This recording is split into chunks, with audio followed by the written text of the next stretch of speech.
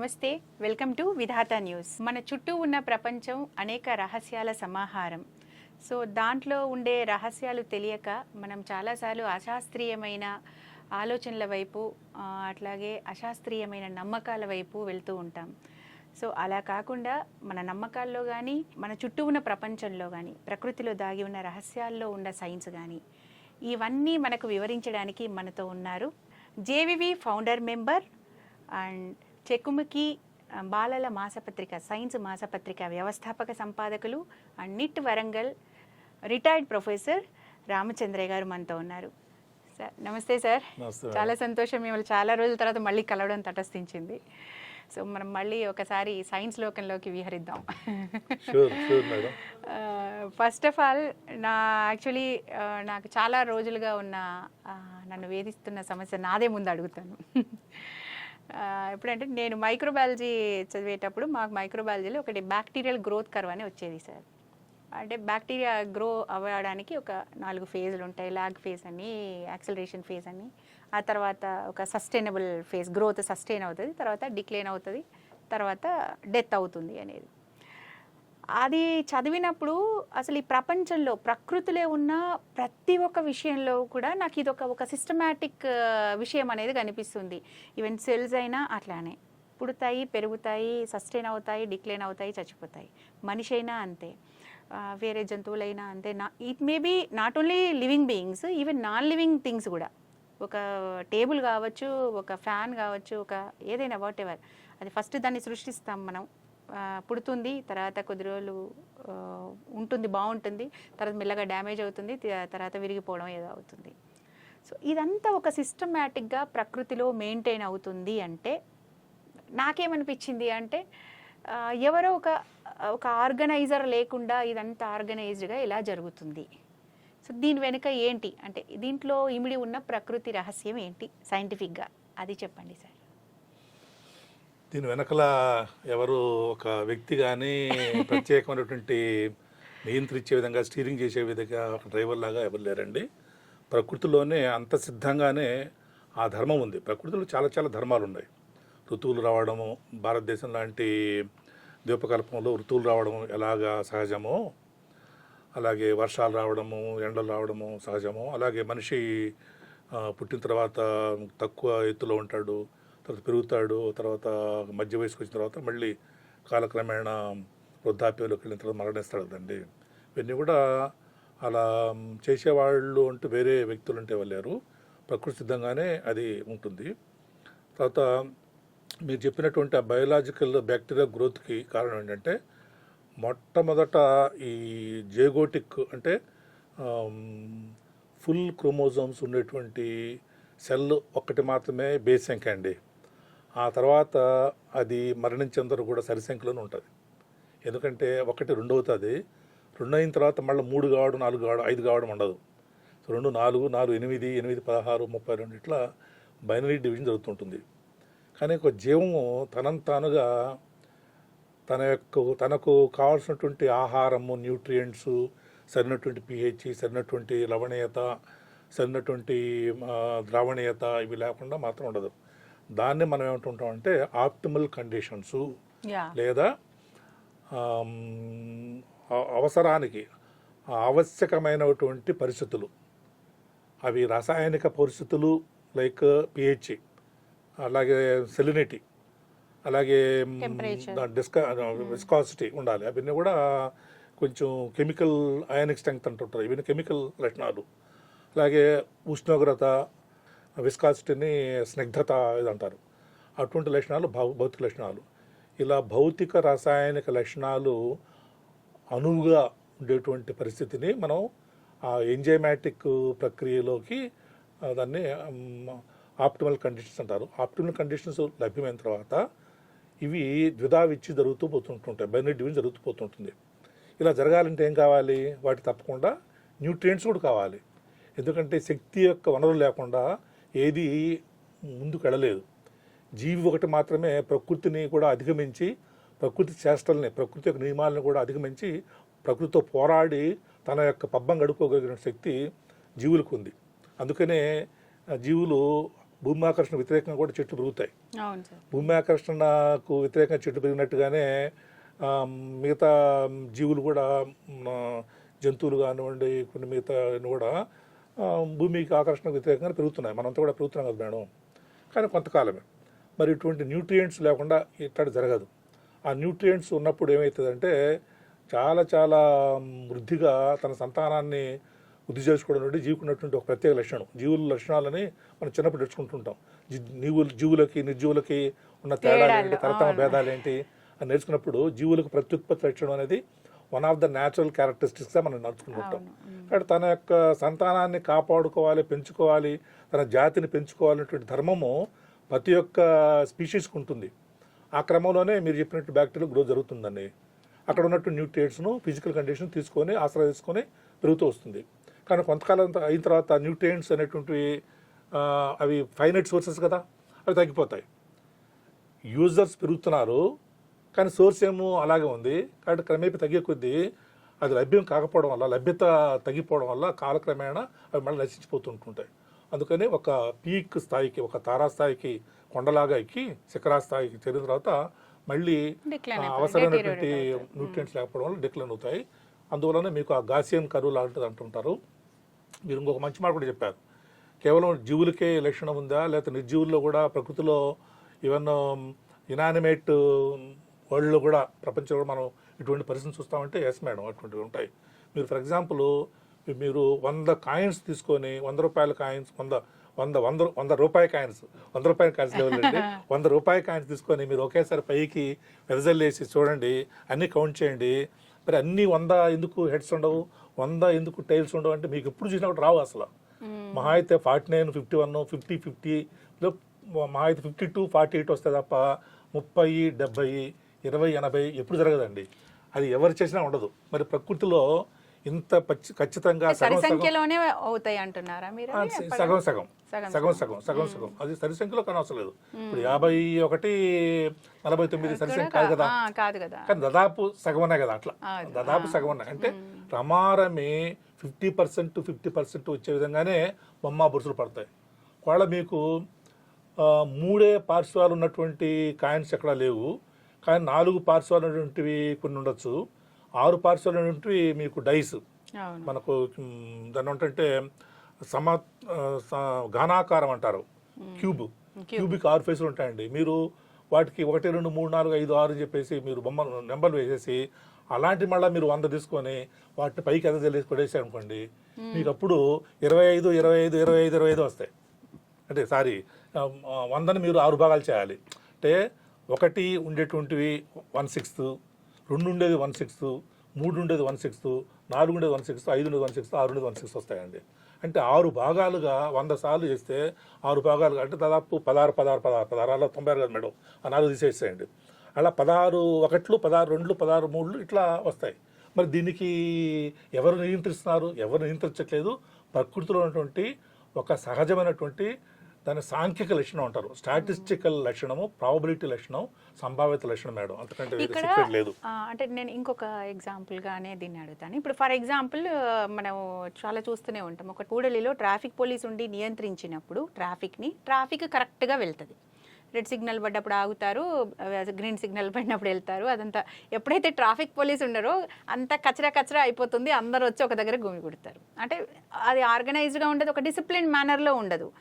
అంటే ఒకరు ఆర్గనైజ్ చేయడానికి, ఒకరు అక్కడ కంట్రోల్ చేయడానికి ఒక మనిషి మనం అనుకుంటే ఒక పోలీస్ ఉన్నాడు కాబట్టి వీళ్ళందరూ సిస్టమేటిక్గా నడిచారు.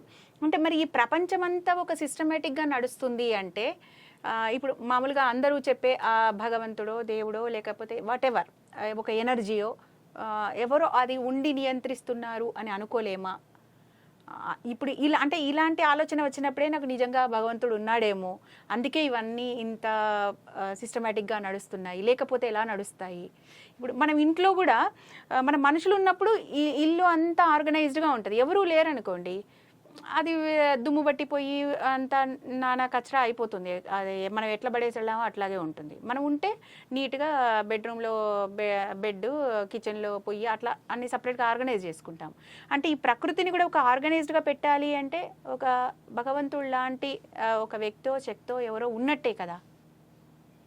ఇప్పుడు దీని గురించినటువంటి వాదోపవాదాలు తరతరాలుగా మానవ జాతి చరిత్ర శాంతము మానవుడికి ఆలోచించే శక్తి, వాదించుకునే శక్తి, తర్వాత చర్చించుకునే శక్తి, తార్కిక లక్షణము మానవుడికే ఉంది. కాబట్టి ఈ తాత్విక చింతనాలు ఎప్పటి నుంచి నడుస్తున్నాయి మేడం, ఇప్పుడు కొత్త కాదు అవి. కానీ మీరు వేసినటువంటి ప్రశ్న కూడా సరైనటువంటి న్యాయం కూడా ఉంది. ఎందుకంటే అది అనంతమైనటువంటి కాలం వరకు నడుస్తూనే ఉంటుంది అది. కానీ ఒకటి, అలా ఈ మొత్తం ప్రకృతిని ఒక అభూతమైనటువంటి, అంటే మనకు తెలియనటువంటి ఒక శక్తి, ఒక మహత్తు నడిపిస్తోంది, దాన్నే భగవంతుడు అనుకోవచ్చు కదా అనేవాళ్ళు ఉన్నారు. అటువంటి అనుకుంటే ఎవరికి ఇబ్బంది లేదు. అలా నిజంగానే వాళ్ళు త్రికరణ శుద్ధిగా అనుకుంటే అటువంటి వాళ్ళు ఏ రకమైనటువంటి మత విద్వేషాలకు దారి తీయకూడదు. వాళ్ళు చాలా స్పిరిచువల్గా ఉండాలి, చాలా తాదాత్మ్యంగా ఉండాలి, ప్రపంచంతో ప్రకృతి వాళ్ళు మమేకమైపోవాలి. ఆ భావన వాళ్ళు ఉండి వాళ్ళు చేయాల్సినటువంటి పనులు సమాజంలో సామాజిక అభివృద్ధిలో మానవత్వంతో వాళ్ళు ఏమైతే చేయాలో, అంటే నమ్మేవాళ్ళు కర్మ అంటారు కదా, వాళ్ళకు చేయాల్సినటువంటి కృత్యం ఏమైతే వాళ్ళు ధర్మం విధి ఉందో ఆ విధి నిర్వర్తిస్తూ పోతే నో ప్రాబ్లం. కాకపోతే ఒకటి, నేనైతే అటువంటి ఒక అభూత శక్తి ఉంటేనే ప్రపంచం నడుస్తుందని నేను అనుకోను. ఎందుకంటే చాలా చాలా ధర్మాలు ఉన్నాయి, ప్రకృతి ఒక ధర్మం కాదు. సమాజంలో కొన్ని ధర్మాలు ఉండొచ్చు, కాన్స్టిట్యూషనల్గా రాజ్యాంగబద్ధంగా కొన్ని సూత్రాలు ఉండొచ్చు. మన భారతదేశంలో భారతీయ పౌరులు పాటించేటువంటి ధర్మాలు ఒక రకంగా ఉంటాయి, ఇంకొక దేశంలో ఉన్నట్టు రాజ్యాంగం మరో రకంగా ఉండొచ్చు, అక్కడ ధర్మాలు వేరే ఉంటాయి. అక్కడ సామాజిక ధర్మాలు అనేటువంటివి ఆయా సమాజం నిర్దేశించుకున్నటువంటి రాజ్యాంగముతో పాటుగా ఆయా సమాజాలను నిర్దేశించేటువంటి సంస్కృతి, విద్య, తర్వాత అట్లాగే మాధ్యమాలు ఎటువంటి నడవడికని వాళ్ళకి ఇచ్చాయి అన్న దాన్ని బట్టి మనుషుల ప్రవర్తనలు అన్నీ ఆధారపడుతుంటాయి. ప్రకృతిలో మాత్రం చాలా వందలాది రకాలైనటువంటి రహస్యాలు ఉన్నాయి. ఇన్ని రహస్యాలని ఒక వ్యక్తి నిర్దేశిస్తాడంటే దానికి అర్థం లేదు. కాకపోతే ఏంటంటే ప్రకృతి సిద్ధంగానే ఈ ధర్మాలు ఉన్నాయని ఎందుకు అనుకోకూడదు. కాబట్టి ఒక మాట వస్తుంది, ఒకవేళ ప్రకృతిని నియంత్రించడానికి ఒక అభూత శక్తి ఉంది అనుకుంటే ఆ అభూత శక్తిని నియంత్రించేది మరొకటి ఉండాలా అనేటువంటి ప్రశ్న వస్తుంది కదా. మరి ఆయనకి ఇలా నడపండి ప్రపంచాన్ని, ఇలా నడపండి విశ్వాన్ని అని చెప్పడానికి మళ్ళీ ఎవరో గురువు ఉండాలి కదా అని వస్తుంది. అది అంతలేనటువంటి ప్రశ్న. దాని బదులు ప్రకృతిలోనే సహజసిద్ధంగానే ధర్మాలు ఉన్నాయి అంటే ఏ రకమైనటువంటి వివాదం లేదు. అది మాకు ఉన్నటువంటి అవగాహన. మీరు చెప్పినటువంటి రెండో విషయం ఏంటంటే, ఒకవేళ ట్రాఫిక్ పోలీస్ లేకపోతే ట్రాఫిక్ చాలా చాలా మల్టిపుల్ జంక్షన్స్ ఉంటాయి, రోడ్స్ వస్తుంటాయి, అటుపోయేవాళ్ళు ఇటుపోయేవాళ్ళు అంతా కూడా గందరగోళంగా ఉంటారు కదా. చాలా చాలా దాంట్లో కమోషన్ వస్తుంది కదా అని చెప్పి అనొచ్చు. కానీ మనము ఆ రకమైనటువంటి సంస్కృతిని, ఆ రకమైనటువంటి అలవాటును మన జనాలకు ఇచ్చాం కాబట్టి వాళ్ళకు సరైనటువంటి పౌర స్మృతి లేకపోతే పౌర సంస్కృతి ఇవ్వకపోవడం వల్ల అటువంటిది వస్తుంది. నేను చాలాసార్లు విదేశాలకు వెళ్ళినప్పుడు చూశాను మేడం, అర్ధరాత్రి కూడా పోలీసులు ఉండరు అక్కడ, కానీ ట్రాఫిక్ లైట్ పడితే వాళ్ళు కారు ఆపుకుంటారు.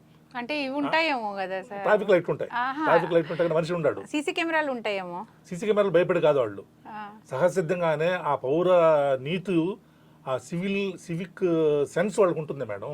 అంటే ఇప్పుడు మనకు సివిక్ సెన్స్ లేకపోవడం వల్లనే, సివిక్ సెన్స్ లేకపోవడం వల్లనే తప్పకుండా అది పూర్తిగా జీవం. అది సివిక్ సెన్స్ ఉంటే ఆ రకంగా వెనకల ఇన్ని కార్లు ఉంటే ముందుకు పోవడానికి కూడా వెనక పోవడానికి ఉండదు, ఆయన పూం అనే హార్న్ కొడుతుంటుంటారు. నేను సింగపూర్లో చూస్తే మొత్తం 1 వీక్లో ఉంటే 1 వీక్లోనే ఒకసారి మాత్రమే హార్న్ విన్నాను మేడం. ఆయన కూడా ఎన్ని కార్లు ఉంటాయి అక్కడ. అమెరికాలో కూడా ఎక్కడ కూడా వాళ్ళు హార్న్ బజాయించడం ఉండదు. మీరు ఇప్పుడు హైదరాబాద్ ట్రాఫిక్ చూడండి, నిమిషానికి మీకు 100 హార్న్లు వినిపిస్తుంటుంటాయి.